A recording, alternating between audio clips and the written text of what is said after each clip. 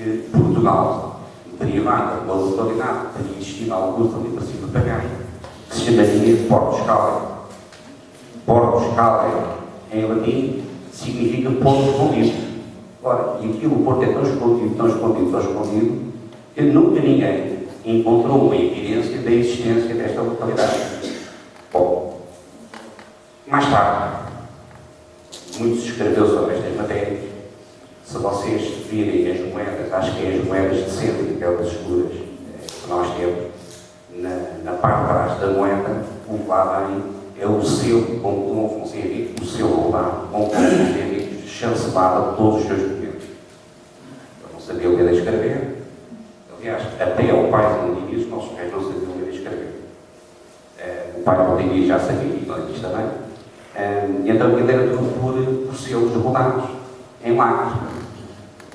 E o selo rodado de Dom Afonso Henriques, tem este termo Porto-Grau, que significa o Porto do Grau. Depois eu não lhe explico o que é isso, é uma longa história, muitos terão já ouvido falar disso, mas a verdade é que o nosso país é um país de matriz templar. Falo muito dos cavaleiros templários, e já fez aqui algumas ideias que não são pacíficas.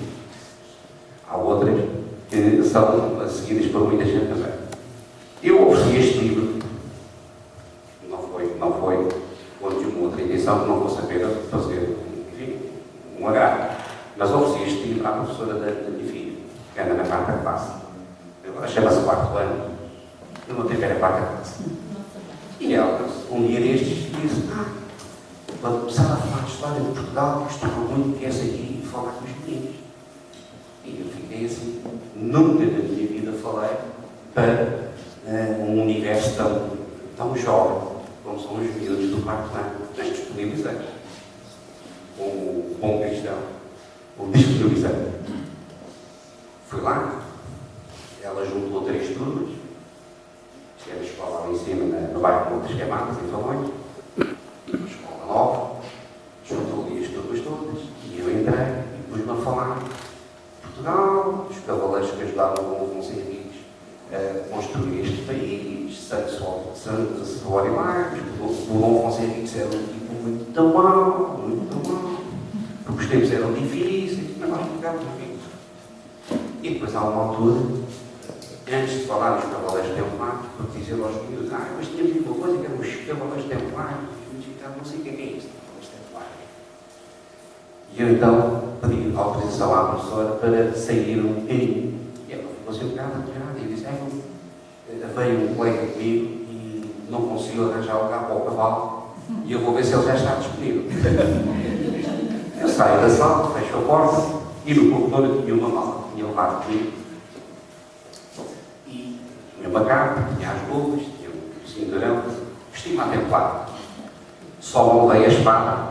Não fosse depois alguém dizer: mas o homem trouxe para aqui uma arma branca e tal. Não queria poder isso. Quando eu entrei na sala, fardada, cavaleiro templar, e eu falei: tenho certeza que aqueles miúdos nunca mais na vida vão esquecer o que é um cavaleiro templar. Virou um lá da sala.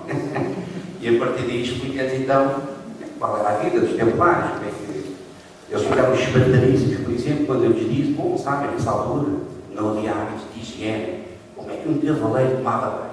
Chegavam a uma lagoa, uma riacho qualquer, e entravam, muitas vezes com a roda de banho em cima, faziam assim, saíam e depois só tocavam de boca quando aquela água apodrecesse.